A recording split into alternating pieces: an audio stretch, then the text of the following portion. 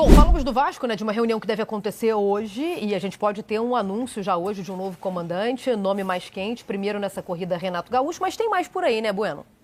O Renato Gaúcho tem uma reunião hoje e assim, tá todo mundo muito otimista para que esse negócio possa ser fechado. O primeiro contato foi na quinta-feira. O fato do Renato estar no Rio de Janeiro facilita essa conversa. Hoje vai ter um primeiro papo presencial. E a gente sabe o quanto o Renato Gaúcho ama a cidade do Rio de Janeiro. Ele vê com bons olhos essa volta para o Vasco, onde ele já trabalhou em outras duas oportunidades.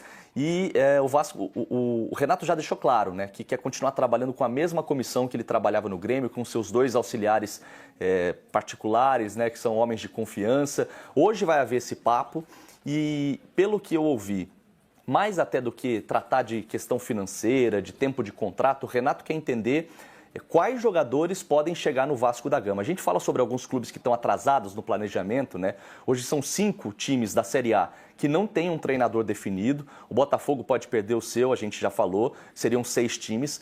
E isso impacta demais no planejamento. E no caso do Vasco, não se sabe nem quem vai ser o dono do time. Então, o Renato quer entender como vai ser o planejamento do time, qual a possibilidade de reforçar a equipe para essa próxima temporada. Isso vai ser determinante para que ele assine ou não o contrato de qualquer maneira. Tanto o Renato Gaúcho quanto o Vasco estão otimistas para essa reunião de hoje. E o nome que o Vasco já identificou como plano A para essa janela de transferências é o do Coelho, atacante que foi rebaixado com o Atlético Paranaense nessa temporada, jogador que inclusive teve os melhores números dele nesse ano, apesar do rebaixamento. A gente sempre fala muito sobre isso, né, de atletas que às vezes caem como equipe, mas que têm números individualmente interessantes. 18 participações em gols nessa temporada, 5 vezes ele marcou e outras 13 vezes ele deu assistências. O Coelho chegaria para tentar suprir um problema crônico do Vasco nos últimos anos, que é a ponta esquerda, né? Pelo menos 5, 6 jogadores passaram por ali nos últimos 2, 3 anos, nenhum deles se firmou para valer. E o Coelho, além de jogar na ponta esquerda, também é um polivalente que pode jogar na ponta direita, que tem poder de marcação também, que ajuda atrás. Então, hoje é o plano A. O Coelho já sabe que não fica no Atlético Paranaense e o Vasco está hoje como principal interessado, definindo o Coelho como a grande meta, o grande alvo nessa janela de transferências.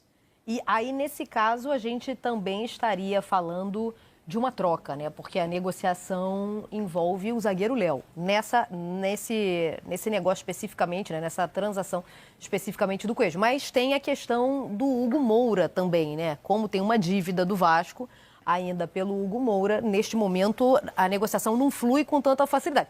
Tem um ponto que a gente precisa considerar, que é o fato do Atlético Paranaense jogar a Série B ano que vem, né, Bueno? Sem dúvida. São 2 pontos, né? Primeiro que tem essa dívida. O Vasco trouxe o Hugo Moura em abril, pagou só uma parte desse valor de empréstimo, então tem essa dívida que evidentemente vai ter de entrar nessa negociação. E o Léo, a gente sabe que chegou com um valor relativamente alto, e a torcida não morre de amores pelo Vasco da Gama. O setor de defesa também é outro que o Vasco vai ter de olhar com muito carinho. O Léo, hoje, serve como uma moeda de troca, porque muitos clubes têm interesse, por mais que a torcida não morra de amores pelo Léo, a gente sabe que muitos clubes têm interesse na contratação dele, inclusive de Série A, tá? Eu já falei com representantes do Léo na janela de meio de ano, e o que eu ouvi a sondagem é sempre muito intensa para cima do Léo, tá?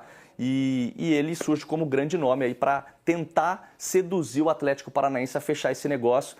O Atlético vê com bons olhos a contratação do Léo para a disputa da Série B, um negócio que pode sair. Para a torcida do Vasco seriam 2 reforços.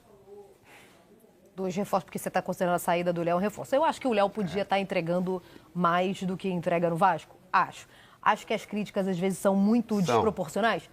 Também acho. Mas talvez seja saudável o relacionamento esse afastamento. Isso, para o torcedor, a saída do Léo seria interessante. Para o Léo, a saída também seria interessante. Eu também acho. Acho que às vezes depois você vai falar de relacionamento, das minhas analogias.